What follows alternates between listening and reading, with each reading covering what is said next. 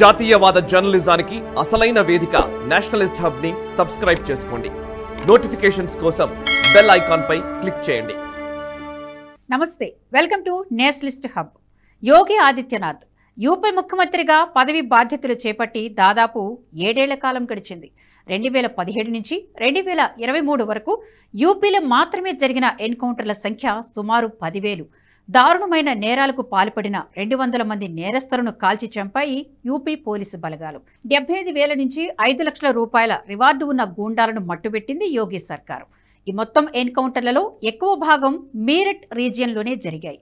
ఈ ఎన్కౌంటర్లో సుమారు 1,800 మంది రౌడీ షీటర్లు గాయపడి పోలీసులకు పట్టుబడ్డారు.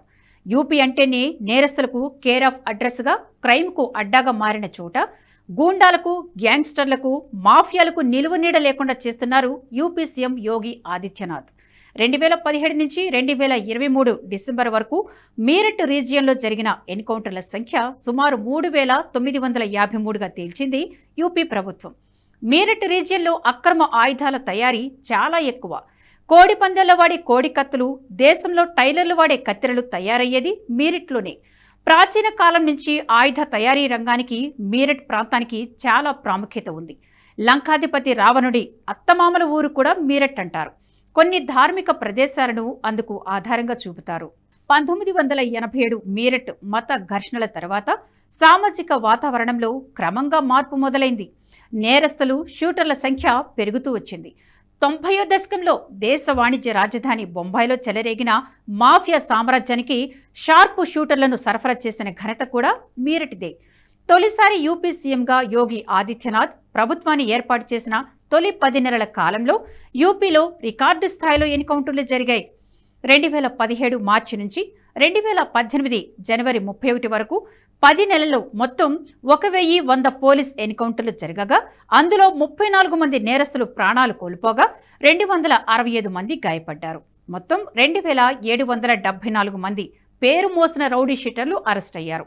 4 పోలీసులు మృత్యువాత పడగా 247 మంది గాయపడ్డారు. సీఎం యోగి ఆదేశాల ప్రకారం ఆపరేషన్ క్లీన్ పేరుతో నేరస్తుల ఏరివేత చర్యలు గడిచిన 6 ఏళ్లుగా నిర్విరామంగా జరుగుతున్నాయి. యూపీ పోలీసు గణాంకాల ప్రకారం 2017 మార్చి 20 నుంచి 2018 జనవరి 31 వరకు యూపీలో మొత్తం 1,142 ఎన్కౌంటర్లు చోటు చేసుకోగా మీరట్ జోన్లో 449, ఆగ్రా జోన్లో 210 ఎన్కౌంటర్లు జరిగాయి.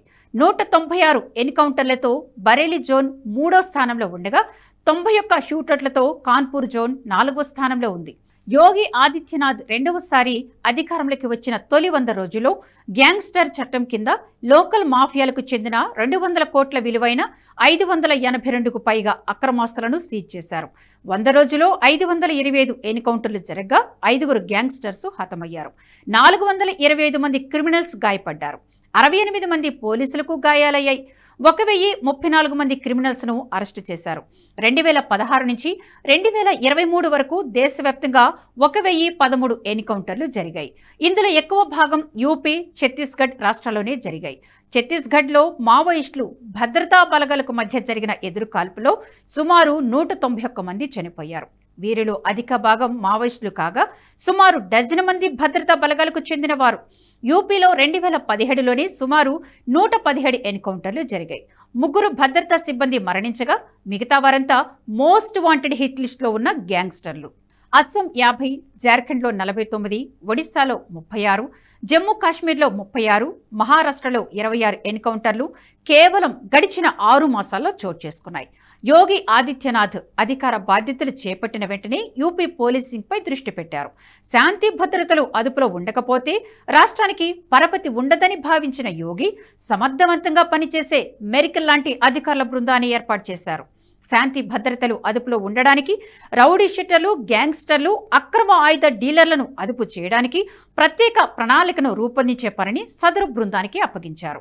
పారిశ్రామిక రంగానికి పశ్చిమ యూపీ ప్రసిద్ధి. మరీ ముఖ్యంగా మీరట్ జోన్లో భారీ మధ్య తరహా పరిశ్రమల సంఖ్య చాలా ఎక్కువ. దీంతో సహజంగానే నేరాలు, నేరస్తుల సంఖ్య కూడా గణనీయంగానే ఉంటుంది.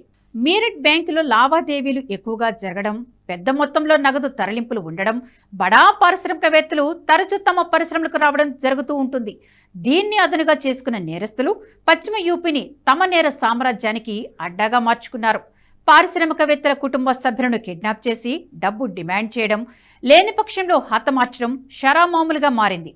సమాజ్వాదీ పార్టీ, బీఎస్పీలు అధికారంలో ఉన్న రోజుల్లో నేరాలకు అడ్డు అదుపు లేకుండా పోయింది. నేరస్తులకు రాజకీయ అండదండలు ఉండడంతో పోలీసు శాఖ ప్రేక్షక పాత్ర పోషించింది. నేషనల్ క్రైమ్ రికార్డ్స్ బ్యూరో సైతం మీరట్ రీజియన్ గురించి 2014 నుంచి ఆందోళన వ్యక్తం చేస్తూ వచ్చింది. అయితే నాడు అధికారంలో ఉన్న ప్రభుత్వాలు పట్టింపు లేకుండా వ్యవహరించాయి. దీంతో కొత్త పెట్టుబడులు పెట్టేందుకు ఔత్సాహిక పారిశ్రామికవేత్తలు ముందుకు రాలేదు. ఈ మొత్తం పరిస్థితిని సమీక్షించిన యోగి ఆదిత్యనాథ్ సమర్థులైన పోలీస్ అధికారులకు పూర్తి స్వేచ్ఛనిచ్చారు. తాను తొలిసారి అధికారం చేపట్టిన తర్వాత కేవలం 2 ఏళ్ల కాలాన్ని పోలీస్ అధికారులకు గడువుగా ఇచ్చారు. 2 ఏళ్లలో గరిష్ట సంఖ్యలో నేరాలు అదుపు చేయాలని ఆదేశించారు. యోగి ఆదిత్యనాథ్ ముఖ్యమంత్రిగా రెండోసారి ప్రమాణ స్వీకారం చేసిన తర్వాత రాజకీయపరమైన మద్దతు ఉన్న గ్యాంగ్స్టర్లు ఎంతటి వారైనా వదిలిపెట్టకూడదంటూ పోలీస్ అధికారులకు ఆదేశాలు జారీ చేశారు. అతిక్ అహ్మద్ కుటుంబంతో సహా వారికి సహకరించే వారందరినీ మట్టుబెట్టేందుకు పోలీస్ అధికారులకు పూర్తి స్వేచ్ఛ లభించింది. దీంతో అతిక్తో పాటు సోదరుడు, కుమారుడు సహా సుమారు డజను మందిని పోలీసులు మట్టి కరిపించారు. యూపీలో జరుగుతున్న ఎన్కౌంటర్లపై దేశవ్యాప్తంగా వ్యతిరేకత వ్యక్తమైనా సరే తమ రాష్ట్ర శాంతి భద్రతలను అదుపులో ఉంచేందుకు కఠినమైన చర్యలకు పూనుకున్నారు యోగి. యోగి ముఖ్యమంత్రి అయిన తర్వాత పశ్చిమ యూపీతో పాటు రాష్ట్ర వ్యాప్తంగా పెట్టుబడులు పెట్టేందుకు పారిశ్రామికవేత్తలు ఆసక్తి ప్రదర్శిస్తున్నారు. ఈ వీడియో మీకు నచ్చినట్టయితే లైక్ చేయండి, 10 మందికి షేర్ చేయండి. అలాగే కామెంట్ల రూపంలో మీ అభిప్రాయాలను మాతో పంచుకోండి. Nationalist hub group of channels ను సబ్స్క్రైబ్ చేసుకుని తెలుగునాట జాతీయవాద జర్నలిజాన్ని ప్రోత్సహించండి. ఈ వీడియో కింద ఉన్న బెల్ ఐకాన్ పై క్లిక్ చేయడం మర్చిపోవద్దు.